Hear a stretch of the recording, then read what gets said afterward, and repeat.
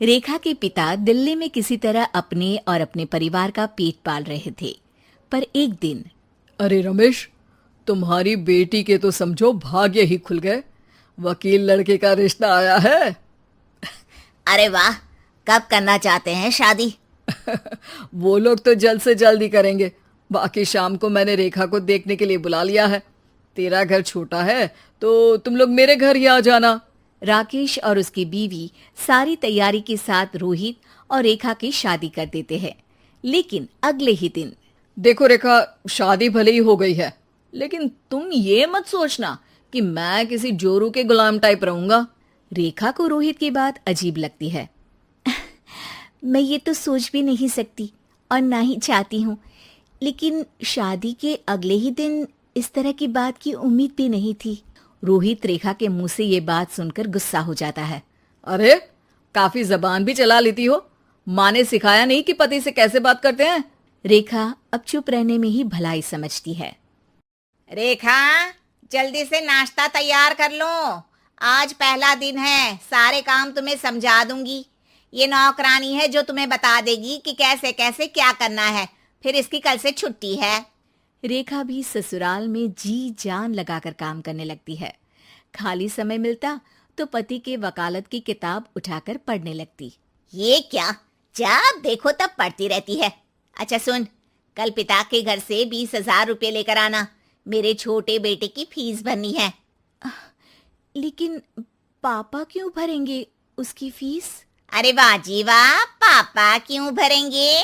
तो ये बता, हम क्यों रखेंगे तुझे यहाँ? क्यों खाना देंगे फ्री में? अरे, क्योंकि मैं बहू हूँ इस घर की। तभी वहाँ रोहित आ जाता है। अरे वाह, बड़ी जबान चला रही हो। चुपचाप माँ जो कह रही है वैसा कर, वरना सामान उठा और जा अपनी झोपड़ी में। बेचारी रेखा क्या करती, पिता के घर जाती है, उनको सारा हाल बताती है। पिता भी जैसे तैसे पैसों का इंतजाम कर बेटी को ससुराल के लिए विदा करते हैं। देखा, अब कहाँ से आए पैसे?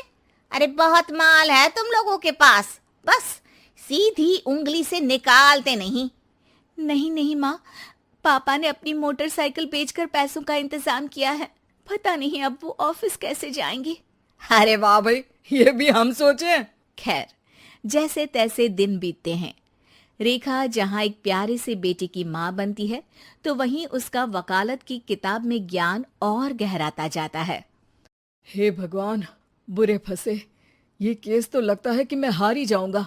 देखिए, मैंने आपकी इस केस की फाइल पढ़ी थी। इस केस को जीतना बहुत ही आसान है।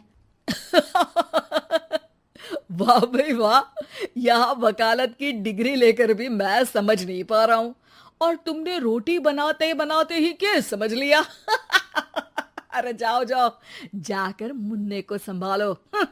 केस मैं संभालूंगा। ए लड़की सुन, जाकर अपने बाप के यहाँ से 3 लाख लेकर आ। पूरा घर फिर से बनाना है। छोटे की शादी करूंगी तो छोटी बहू को कहाँ रखूंगी? पूरा घर तो तूने घेर रखा है। ऐसा मत बोलिए माँ जी, पापा इतना पैसा कहाँ से लाएंगे? अब तो वो रिटायर भी हो गए हैं। हाँ, तभी तो बोल रही हूँ, रिटायरमेंट के पैसे तो मिले होंगे ना। लेकिन वो अगर आपको दे देंगे तो बुढ़ापा कैसे काटेंगे? रोहित रेखा की बात सुनकर गुस्सा हो जाता है। ए सुन, चल अपना सामान उठा, अपना बच्चा उठा और निकल यहाँ से। रेखा के लाख आग्रह के बाद भी रोहित और उसकी सास उसे घर में नहीं रखते। पापा, मैं तलाक चाहती हूँ। बेटा, मेरे पास वकील के पैसे नहीं है। पापा, आप मुझे वकालत करवा दीजिए, अपना केस मैं खुद लड़ूंगी। इस बार रेखा के पिता भी उसे ससुराल ना भेजकर रिटायरमेंट के पैसों से वकालत करवाते हैं। और फिर एक दिन कोर्ट के बाहर, रोहित, आज तुम अपना ही केस हार गए, वो भी उस लड़की से जिसकी तुमने कभी कदर ही नहीं की। रेखा, मुझे माफ कर दो। मैं इतनी बड़ी अमाउंट कहाँ से लाऊंगा? मैं हर महीने पैसे नहीं दे सकता तुमको।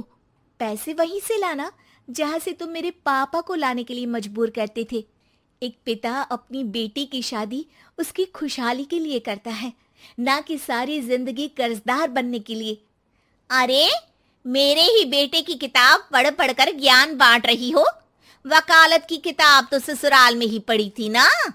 बिल्कुल, यहाँ मेरी गलती रही।